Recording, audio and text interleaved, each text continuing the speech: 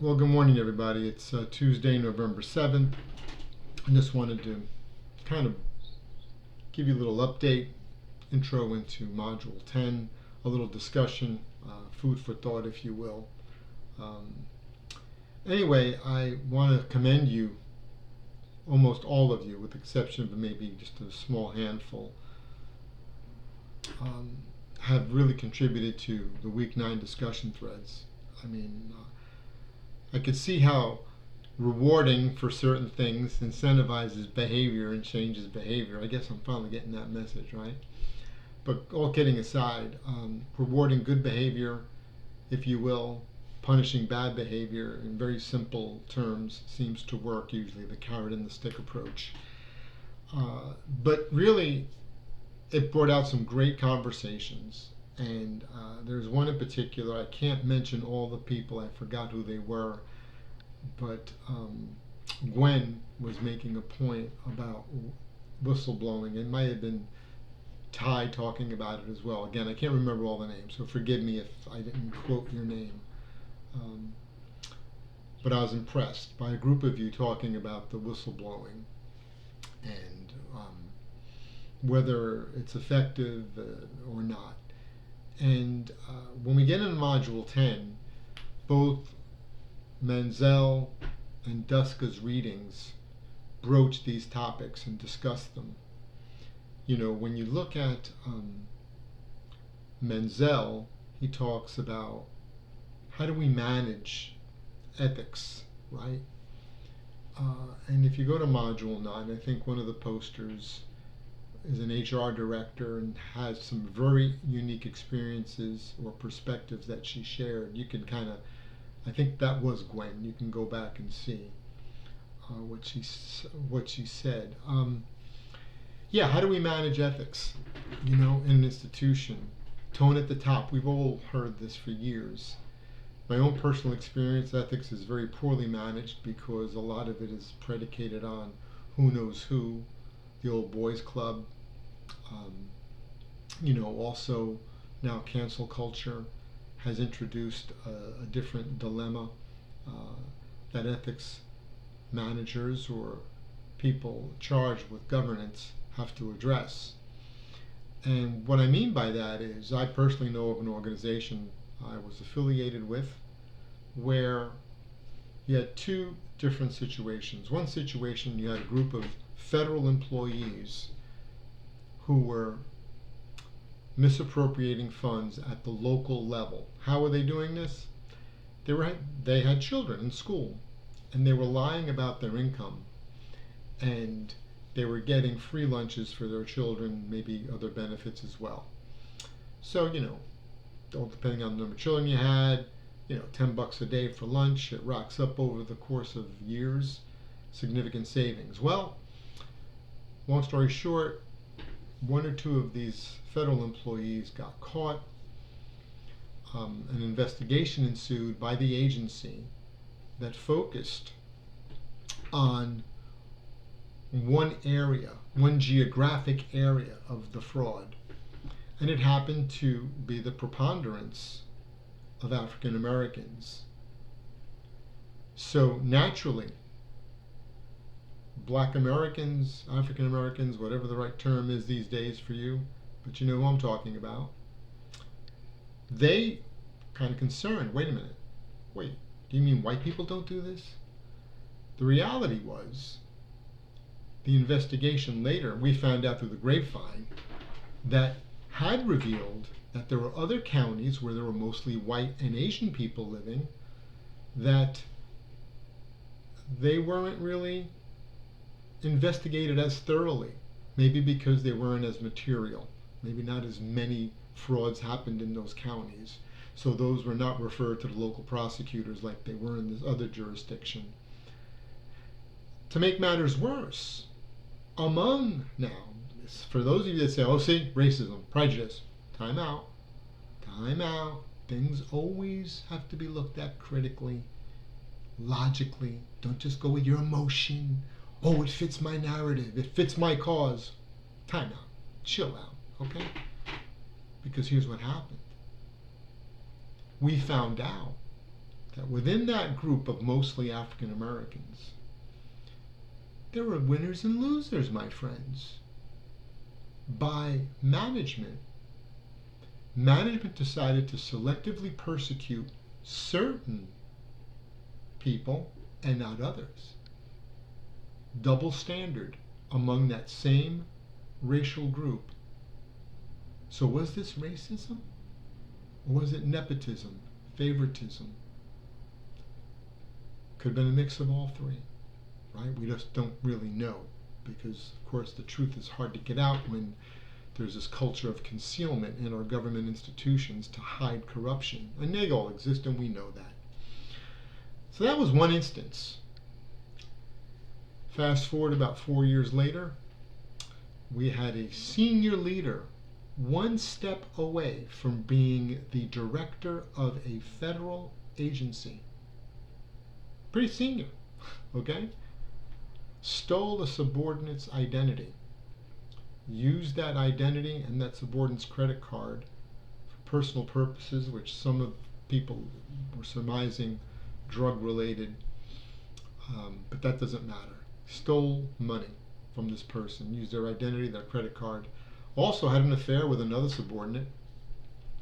Well, in that case, and this is very recent actually, very recent, in that case, this is the same federal agency now dealing with, in that case, the manager, and it was proven, committed these felonies and this illicit affair with this married woman. He was a married man. So what happened to this person? What was the ethical culture there? Now, I have to say, this agency's culture, if I told you what it was, you wouldn't believe me, or it would blow your mind. So I'm not going to tell you which agency it is. But they have a very strong ethical tone at the top, so they say. And they're very well respected by other agencies for being, wow, the federal place to work. Okay. Well, this manager committing these felonies and breaking, other employment-related rules wasn't dismissed, wasn't fired, transferred, and in essence given a promotion. Wound up at another federal agency, and guess in what capacity? Time's up. A deputy inspector general. Yeah. In that case, the manager was black. So the white employees at the same federal agency said, wait a minute, that's racism. That's crazy, because if that was one of us white guys or an Asian guy, they would have fired us. They would have put us in prison. But because he was African American, they were afraid. So what did they do? Now, is that true? I don't know. But that was the reaction by many. Personally, what I feel that there's just very bad leadership. There's no single standard, and that managers are biased, and they do view things through a political and racial lens, which is always a bad thing. There are considerations we should always have of the injustices done to many ethnic groups in the country over the years. We should remember our history. That's a consideration. Put weight on it. I'm not saying disregard it, but always look beyond. So when we go beyond these so-called racial inequities between two different racial groups who are often pitted against each other, what you see is a failure of maintaining a single standard in a consistent, comparable manner to ensure that justice and people are treated fairly across the board. These are the things that undermine ethics, because when I look at this federal agency, it's an agency that I don't trust. I don't trust their inspector general. I don't trust their leadership. They've broken trust with me, as they've broken trust with my black colleagues, because they feel the same way I do. We can't trust them. If they say, hey, you see something, say something. Oh yeah, right. Oftentimes you'll find that the whistleblowers are treated as the suspect. And they look to discredit the whistleblower, claiming the whistleblower is a disgruntled employee, may have mental health issues. I had a case personally involved with as a manager when I was with the Defense Contractor Audit Agency. We had an employee. What did the agency do? Well, they didn't like this employee. He was a bit outspoken. I understand that. Of course, coming from New Jersey, I understand that. They actually dug into his personal life and started making some very egregious and horrible accusations that he was a pedophile because he was whistleblowing certain things. Well, ultimately, he did win his lawsuit and things worked out very well for him in the end, but that's an exception. When you read the literature, even when you get over into DUSCA, you'll see in the appendix the IMA Code of Conduct, Code of Ethics, their principles. The AICPA has them. They all do. They all stack a Bible in front of you, put your hand on it, swear to God, flag is in the back waving, all American eating apple pie. Yeah, it's all that good stuff. Do they believe it? I don't think so. As I think Gwen had posted, unless we have real systems to protect whistleblowers, such as indemnity clauses in our contracts, employment contracts, monetary funds to compensate a whistleblower to pay for their legal expenses, to pay for even their living expenses when a retaliation occurs, you're not going to bring reform. So the readings here to make you really think, if you're going to be in a leadership position, how do you manage ethics? One, have a simple standard and follow it all the time. Don't make exceptions based upon whatever society wants you to make exceptions for. Human beings are human beings, no matter what religion we have, what gender we are or choose to be, no matter what skin color we are. We're humans. We're people. Treat us equally. Treat us fairly. Don't cherry pick.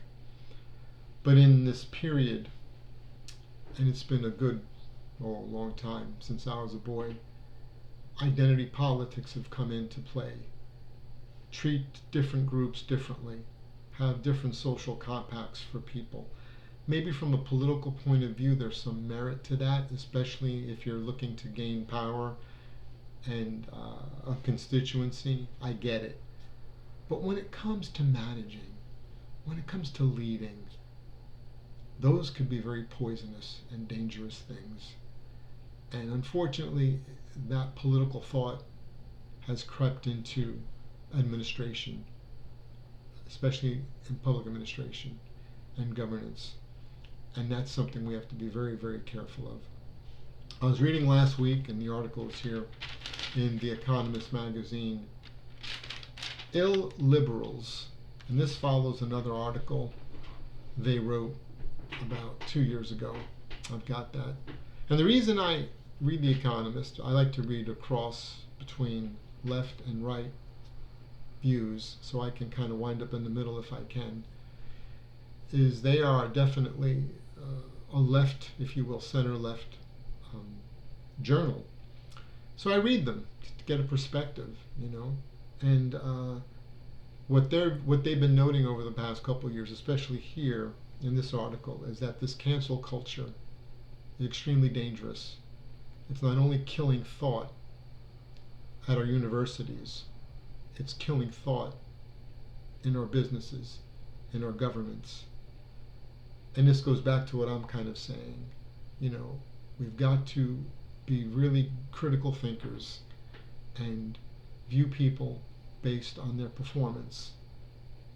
And be very careful as you deliberate, not entertaining your biases or your misunderstanding of history, because none of us understand history entirely. We all think we do, but we don't. Take time to learn more about history, okay? And get all views, just not the view that you like or that you endorse.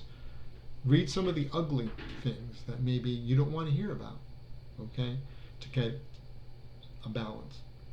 But be that as it may, The Economist is talking about how we need to reintroduce, if you will, a balance in our rhetoric, our debate, and you shouldn't silence people based upon whatever. And this is what's happening in ethics as we favor one group over another, one person over another, based on whatever criteria.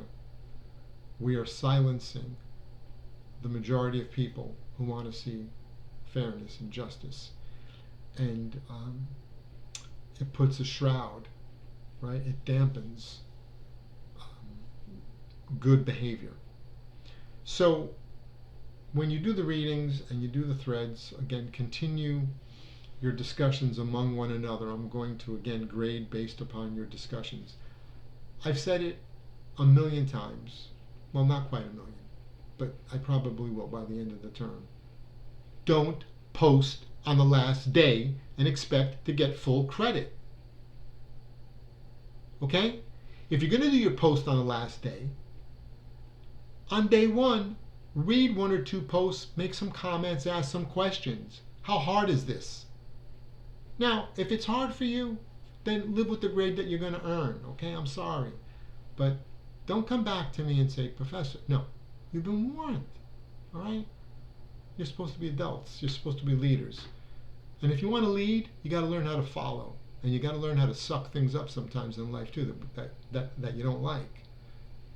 Gosh, boy, I've learned that the hard way too. But be that as it may, if you have any questions, again, always reach out to me. But I just wanted to prepare you for the readings, the thinking. The last word I want to leave with you is Frank Serpico, and you can Google his name. I met him, and because I'm pretty big on ethics, as you could probably tell. I've gone to conferences. Frank Serpico said, we don't need whistleblowers. By that time, it's too late. We need lamplighters. And what's a lamplighter? 150 some odd years ago, even up in New York, and you could still see them in Jersey, up in northern New Jersey in particular, West Orange, South Orange. You see the old gas lamps. And I think they've done away with them in Newark. But in the oranges, you still see them. Montclair, I think, maybe. Let me know for those of you that are still in Jersey.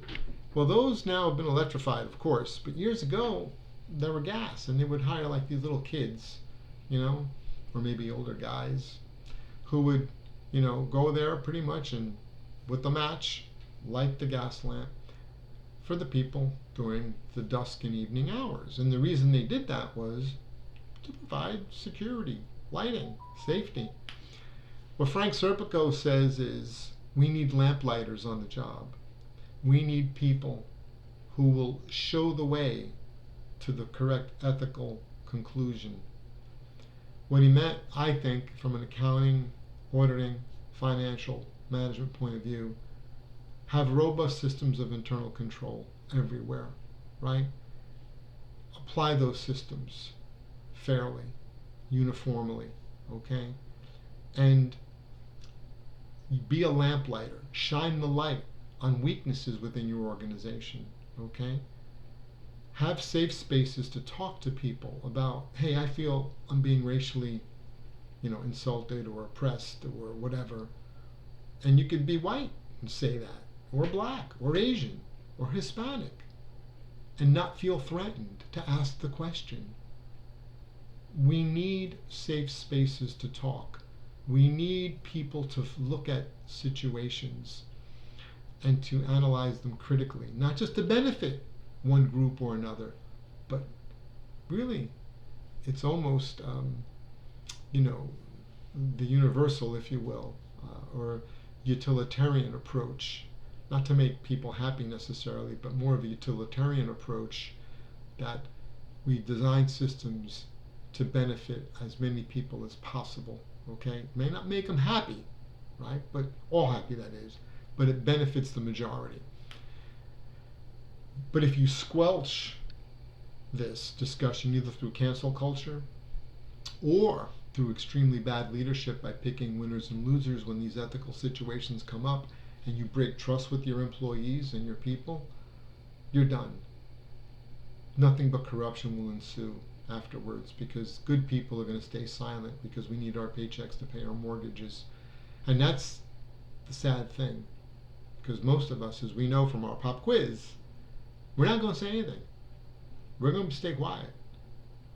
And then, God forbid, after the school shooting,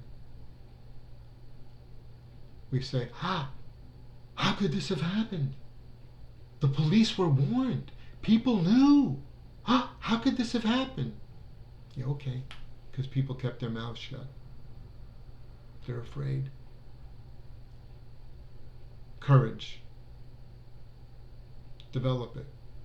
Be ready to pay the price for it. Because even if you don't exercise the courage, the price that you might pay, it might be your child, God forbid, involved in that school shooting.